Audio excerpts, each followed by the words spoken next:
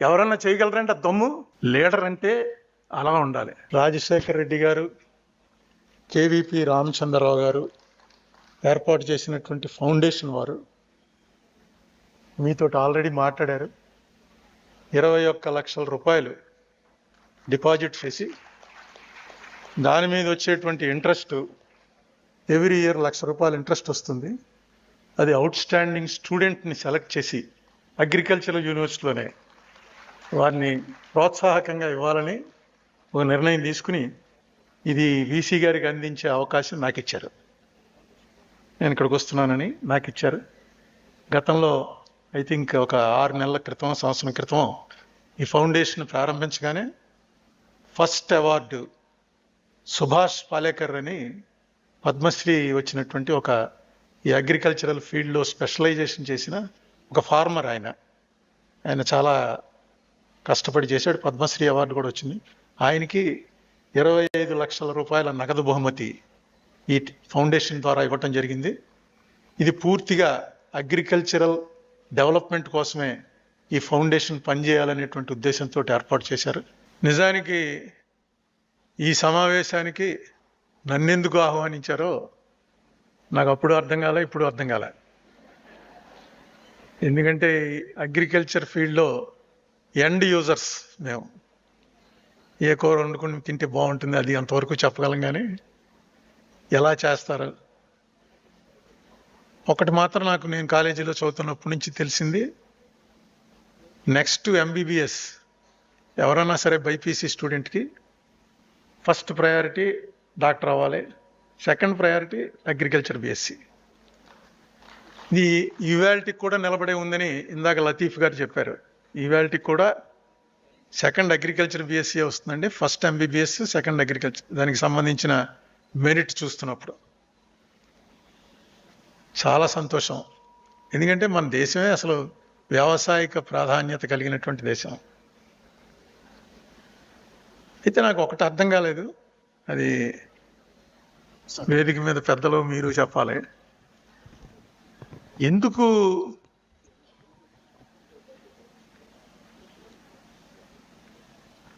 దీని మీద ఆధారపడి దాదాపు 70% ప్రజలు ఇప్పటికీ అగ్రికల్చర్ మీద ఆధారపడి బతుకుతున్నారు. ఎన్ని రకాలుగా డిస్కరేజ్ చేయబడ్డా సరే అదే అన్నం పెడుతోంది, అందులో తేడా లేదు. కానీ రైతుని అన్నదాత ఎందుకు చేశారో నాకు అర్థం అవ్వలే. దాత అంటే ఏంటి? ఉత్తినే ఇవ్వడం, దానం చేయడం. అబ్బా రైతుల త్యాగం అండి అంటారు. ముందే కామోస్ అనుకుని త్యాగం చేయాలేమో అనుకుని రైతు అలాగే ఉండిపోతున్నాడు.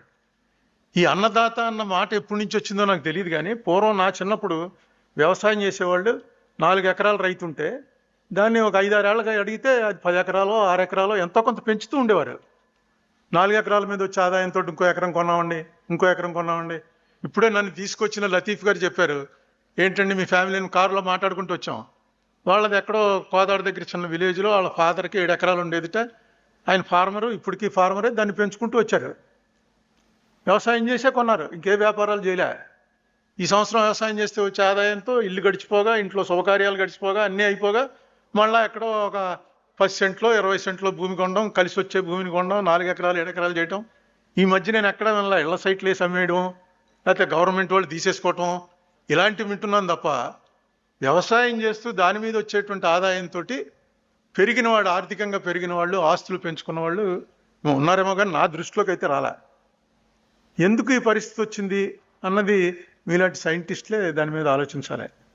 ఒక ఎల్లో రెవల్యూషన్ ఒక దాంట్లో మనం అనుకున్న సక్సెస్ సాధించలేకపోయాం, ఇంకా ఇప్పటికి కూడా ఇంపోర్ట్ చేసుకుంటున్నాం అని చెప్పి ఇందాక ఆయన లతీఫ్ చెప్తే నేను అడిగాను, ఎల్లో రెవల్యూషన్ అంటే ఏంటండి? మాకు తెలీదు. నాకు వైట్ రెవల్యూషన్ తెలుసు. ఎందుకంటే పాల కోసం సమ్మర్ వచ్చేటప్పుడు క్యూలో నిలబడేవాళ్ళం. పాల బూతుల దగ్గర, లేకపోతే గేదె పాలు పిండేవాడు ఇంటి బయటో. ఉండేవి కాదు పాలు, చాలా టైటు, పాల పొడికి టైటు. ఇవన్నీ చూసాం మేము. బియ్యం దొరికేవి కావు. లాల్ బహదూర్ శాస్త్రి గారు 65లో వార్ టైంలో సోమవారం సాయంత్రం భోజనం మానేయండి అన్నాడు. ఇదేంటిది భోజనం మానేడు? అక్కడ వారికి సహకారం చేయడానికి ఇక్కడ భోజనం మానేయడం ఏంటి? మాకు అర్థమైంది కదా, చిన్నపిల్లలం. అంటే అప్పుడు ఇళ్లలో చెప్పారు, ఈ భోజనం మానేస్తే ఎంత మిగులుతుందిరా, ఈ మిగిలిందంతా కూడా లేని వాళ్ళకి పెట్టచ్చు, ముందు with in the country control అవుతుంది. అవేళ మన పరిస్థితి అది. ఒక పూట మీరు భోజనం మానితే తప్ప దేశానికి అన్నం పెట్టలేని పరిస్థితిలో ఉన్నాం మనం. ఈవేళేమో ఆవిడ చెప్తుంటేనే ఆశ్చర్యపోయాను. 60 మిలియన్ టన్నులు ఉండిపోయి ఎలకలు తినేసినవి, ఏం తినేసినవి, ఎక్కడ పోతుంది, ఎవరికి ఇవ్వాలి, దీన్ని ఏం చేయాలి తెలియక, పోనీ ఇంకా గొడవలు కట్టిద్దామంటే అదో పెద్ద స్కాము, గొడవల స్కాము. ఏం చేయాలో తెలియని పరిస్థితిలోకి వచ్చేసింది. ఇది సక్సెస్ ఆఫ్ రెవల్యూషన్ అంటే. ఇది ఇందిరాగాంధీ ఎందుకు చేయగలిగింది? ఎవరు ఆ టైంలో ఎవరు ఉంటే వాళ్ళు చేసేవారులండి అని అనుకుంటాం, ప్రధానమంత్రిది ఏముందండి అని. కానీ ఇందాక ఆవిడ స్వామినాథన్ గారు అమ్మాయి ఒక మాట చెప్తుంటే నేను ఆశ్చర్యపోయాను, ఎప్పుడు వినలా. ఎందుకంటే మనం అందరం కూడా యుఎస్ఏ వర్సెస్ వియత్నాం వార్ విన్నాం. 30 సంవత్సరాలు గడిచినట్టుంది, 30 సంవత్సరాలు నడిచిందేమో వారు. అది ముగియలే, అసలు దానికి ముగింపు లేదు. యునైటెడ్ స్టేట్స్ ఆఫ్ అమెరికాలోనే పెద్ద వ్యతిరేకత రావటం వల్ల ఇంక వాళ్ళు ఆపేయవలసి వచ్చింది తప్ప అలా జరుగుతూనే ఉంది. ఇంక అసలు వియత్నాం అన్నవాడు, వియత్నమీస్ అనేవాడిని లాస్ట్ వాడిని చంపేసే వరకు అమెరికా వాళ్ళు ఆపర్రా అని ప్రపంచం అంతా అనుకున్నారు. అదొక భయంకరమైన సిద్ధాంతపరమైన వారు, అందులో అన్నీ కలిసి ఉన్నాయి. అటువంటి టైంలో, ఆ వారు పీక్లో ఉన్న టైంలో మనకి ఇండియాలో తినడానికి తిండిలేదు కాబట్టి అమెరికా వాళ్ళ PL-480 పంపుతుండేవారు ఫ్రీగా. గోధుమలు, బియ్యం ఏదో వస్తే మనం అది ఇంపోర్ట్ చేసుకుంటే కానీ మనకి అక్కడ తిండి గడిచేది కాదు. ఈ లోపల ఇందిరాగాంధీకి వియత్నాంకి సాయం చేయాలనిపించిందిట. వాళ్ళు అడిగారు, మా పరిస్థితి అస్సలు బాగోలేదు, ఏమన్నా సాయం చేయండి అని. ఏం చేయాలి ఆలోచించి ఆ స్వామినాథన్ గారిని వాళ్ళని పిలిచి, మన దగ్గర ఉన్నటువంటి ఈ బియ్యం నిల్వలు ఇవన్నీ కూడా వియత్నాం పంపించండి, వాళ్ళు కష్టంలో ఉన్నారు మన అడిగారంటే, ఎక్కడమ్మా మనకి సర్ప్లస్ స్టేట్ పంజాబ్ ఒకటే ఉంది. పంజాబ్ దగ్గర ఏమీ సముద్రం లేదు. సముద్రం తీసుకురావాలంటే నెల 2 నెలలు ట్రాన్స్పోర్ట్ చేసి తీసుకొచ్చి అప్పుడు షిప్మెంట్ చేయించి పంపించాలి. టైం వాళ్ళు అడిగిన టైం అయిపోతున్నప్పటికి చాలామంది చచ్చిపోతారు తిండిలేక. ఏం చేయాలి, అర్జెంటుగా చేయాలి, ఏం చేయాలి అని ఆలోచించింది. ఎవరో చెప్పారు నాలాటాడు, అమ్మా అమెరికా షిప్ వస్తుంది కదా మనకి, 480 షిప్, వాళ్ళు మనకి దానం చేస్తున్నారు, ఆ దానం మనకు వస్తుందని. అమెరికా వియత్నాం పేరు చెప్తే మధ్యలో అగ్గి రాజుకునేంత తీవ్రమైనటువంటి మనస్పర్ధల్లో ఉన్నారు. తీవ్రమైనటువంటి ఆ 2 దేశాలు, అది మనలో పెద్దవాళ్ళందరికీ తెలుసు. వియత్నాం వారు అమెరికా నుంచి ఇండియాకి వస్తున్నటువంటి 480ని వియత్నాంకి డైవర్ట్ చేసిందిట. ఎవరన్నా చేయగలరంటే దమ్ము? నేను ఇందాక ఆవిడ చెప్పే వరకు నాకు తెలియదు, ఇప్పుడు అదే అడుగుతున్నాను ఆవిడని, ఎప్పుడు జరిగింది ఏంటిది అని అడిగి. లీడర్ అంటే అలా ఉండాలి. ఒకసారి నువ్వు మాకు ఇచ్చేసాక అది మాదేరా, మేము ఇష్టం వచ్చినట్టు చేసుకుంటాం. ఏంటి నువ్వు పట్టుకెళ్ళి నా శత్రువుకి ఇస్తావా? వాడిని అసలు పూర్తిగా చంపేయాలని నేను చూస్తుంటే వాడికి మళ్ళీ అన్నం పెడతావా నువ్వు అని వాళ్ళు అడిగే ధైర్యం లేదు వాళ్ళకి. ఎందుకంటే ఇండియాకి ఆనాడు ఈనాడు ఏనాడు కూడా ఇండియా అనేటప్పటికి it's an intellectual country. India అన్నదే ఈ దేశానికి అన్నీ నేర్పింది, ఈ ప్రపంచానికి అన్నీ నేర్పింది ఎవర్రా అంటే ఇండియన్సే. అదే మన ఇప్పుడు చెప్తున్నారా సనాతన సాంప్రదాయం. సనాతన సాంప్రదాయం అంటే గోచి కట్టుకుని వెళ్ళాలా, పూజకి లుంగి కట్టుకుని వెళ్ళాలా, ఇవి కాదండి. మన సనాతన సాంప్రదాయం ఏంటంటే ఈ ప్రపంచానికి వెలుగిచ్చినటువంటిది.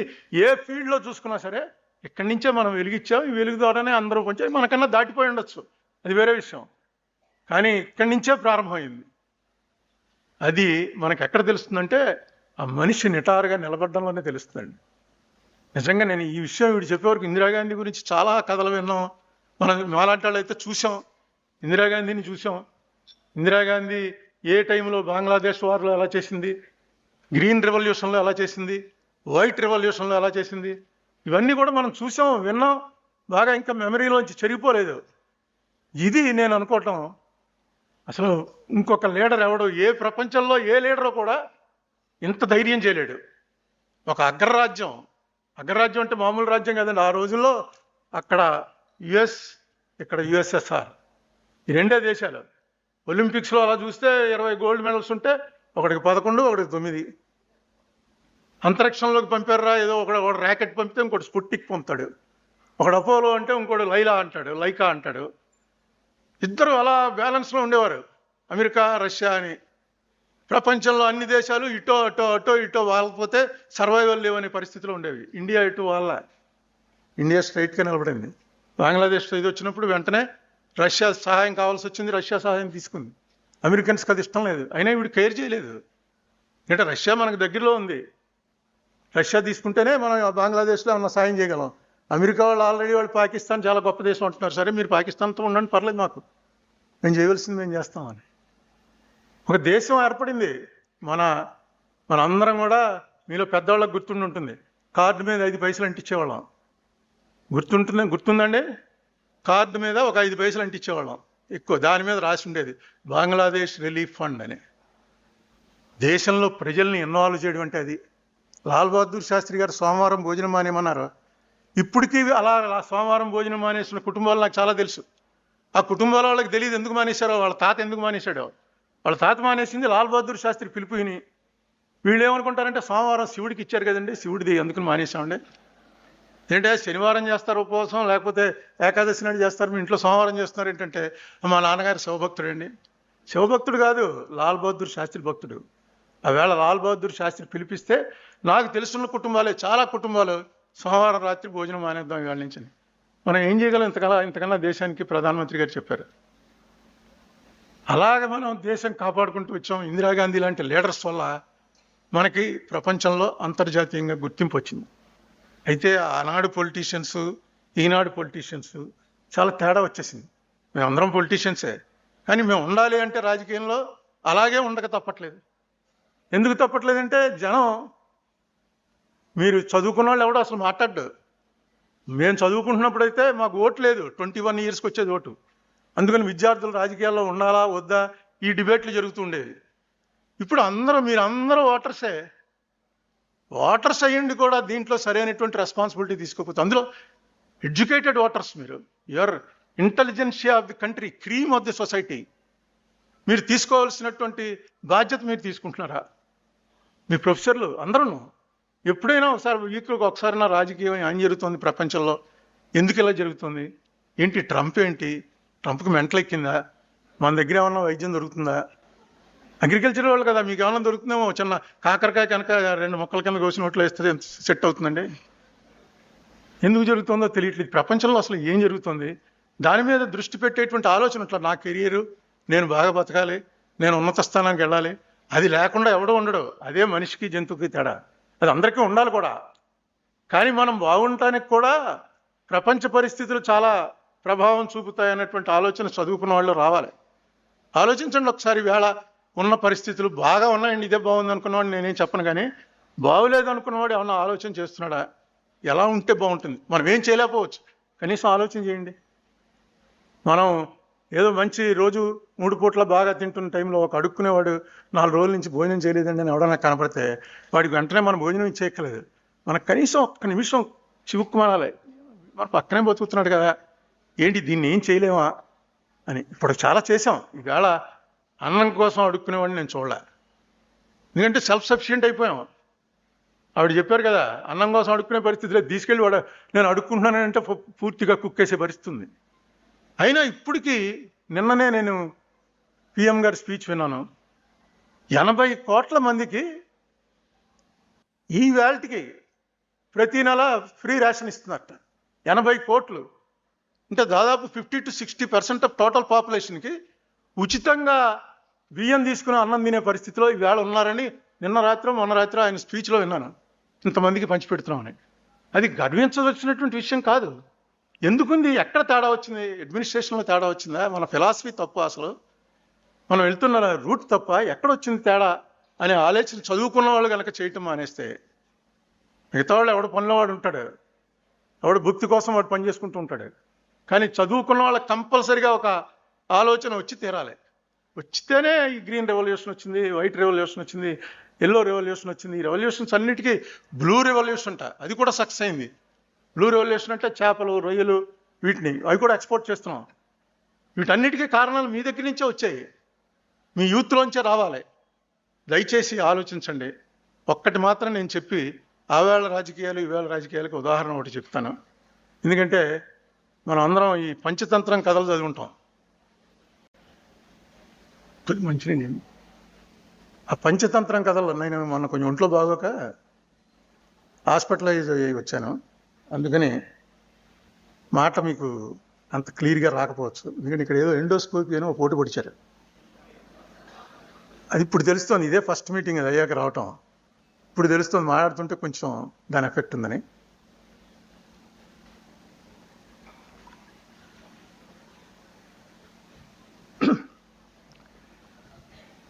మనకి ఒక కథ, పంచతంత్రం కథ బాగా తెలుసున్న కథ ఏంటంటే, ఒక రాజుగారి దగ్గరికి ఒక కేసు వచ్చింది. అప్పుడు కోర్టులు ఉండేవి కాదు, సుదర్శన్ రెడ్డి గారికి పని ఉండేది కదా అప్పుడు. రాజుగారే కోర్టులోకి ఒక ఇద్దరు వచ్చారు. వాళ్ళకి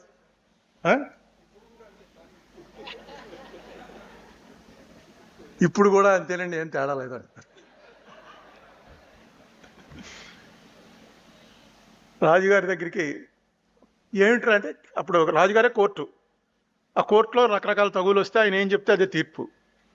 రాజుగారి దగ్గరికి వచ్చాడు. వచ్చి ఏంటంటే, ఈయన భూమి అమ్మాడు, భూమి కొనుక్కున్నవాడు అమ్మినవాడు ఇద్దరు తగు. ఏంట్రా తగు? భూమి అమ్మేశాడు. అమ్మేసిన తర్వాత కొనుక్కున్నవాడు అది దున్నుతుంటే లంకి బిందెలు దొరికాయి. లంకి బిందెలు తీసి చూస్తే వాటిలో ఎప్పుడో దాచారు బంగారం, వజ్రాలు, ఏవో వైడూర్యాలు. అప్పుడు పూర్వం అలా ఉండేది, దొంగలు వస్తున్నారు అది అంటే నూతిలో పడేయడమో, ఏదో వాసం కట్టి దానికి గుడ్డ కట్టి కప్పెట్టేయడం, అలా లంకి బిందెలు దొరికాయి. ఈ ఎవరైతే కొనుక్కున్నాడో అతను అన్నాడు, అయ్యా నేను భూమి కొన్నాను తప్ప దాంట్లో ఉన్నటువంటి లంకి బిందెల మీద నాకేం రైట్ ఉంటుంది, అతని పూర్వీకులు అవి, అందుకని ఇది నాకు తీసుకొనిది అతనికి ఇచ్చేస్తున్నాను. అతనేమో గొడవ చేస్తున్నాడండి, నేను అమ్మేశానంటే అమ్మేశానయ్యా, అంతే అయిపోయింది, మళ్ళీ నేను తీసుకోవటం లేదు, ఇది తగు. ఈ రాజుగారికి అర్థం అవ్వలేదు, ఈ తగు ఎలా తీరుస్తాం? మంత్రిని పిలిచి అడిగాడు. మంత్రి అలా ఇద్దరు వేసి చూసి ఇద్దరు వాదనలు విని, మీరు జూన్ 12వ తారీఖు రండి, అప్పుడు దాకా వాయిదా, అప్పటి నుంచే స్టార్ట్ అయి ఉంటుంది వాయిదాలు. జూన్ 12వ తారీఖు రండి, ఆ వేళ దీన్ని తీర్పు చెప్తాను పంపించాడు. రాజుగారికి అర్థం అవ్వలేదు. జూన్ 12కి ఏమవుతున్నాయా అని అడిగాడు. చూస్తూ ఉండండి అన్నాడు. సరే, జూన్ 12 నాడు మళ్ళీ ఇద్దరు వచ్చారు.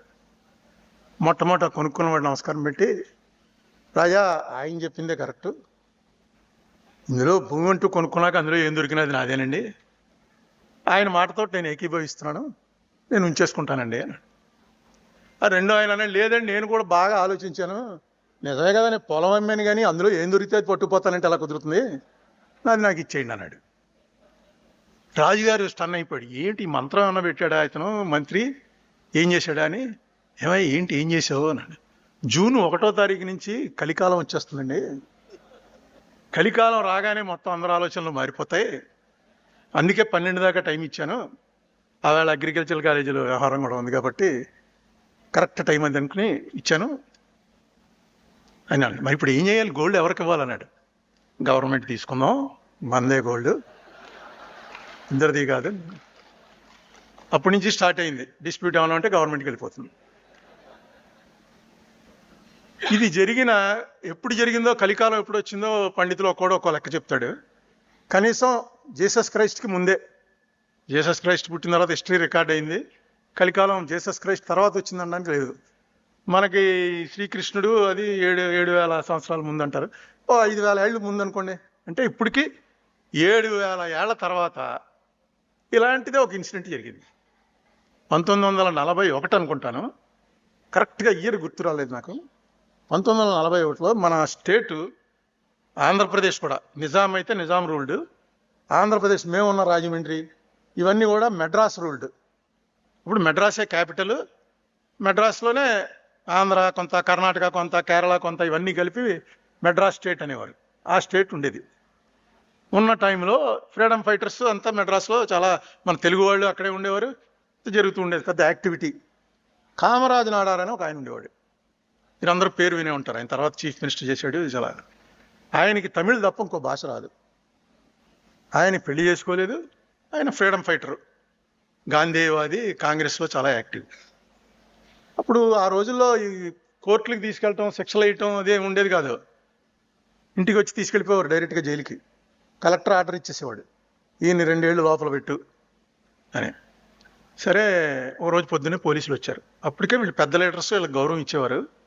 సార్ మిమ్మల్ని డిటైన్ చేయమన్నారు, వచ్చేయండి జైలుకి పోదాం అని. కొంచెం స్నానం జ్ఞానం చేసి వస్తాను అని లోపలికి వచ్చి చూసి ఎవరికో కబురెట్టాడు. ఒరే షణ్ముఖం ఇలా రా అని ఉన్న పిలిచాడు. ఆ ఇంటి పక్కన అక్కడ ఉన్నవాడు వచ్చాడు.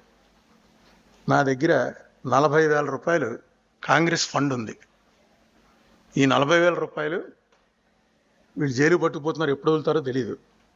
ఆ రోజుల్లో వాళ్ళకి బ్యాంకులు పెద్ద తెలిసి ఉండేవి కాదు, బ్యాంకులు కూడా నేషనలైజ్డ్ కాదు, ప్రైవేట్ బ్యాంకులో ఉండేవి. బ్యాంక్ నాలెడ్జ్ చాలా పెద్ద వాళ్ళకి తప్ప ఉండేది కాదు. ఈ 40,000 పట్టుకెళ్ళి శ్రీనివాస్ అయ్యంగార్ అని హిందూ పేపర్ ఆయన ఉన్నాడు.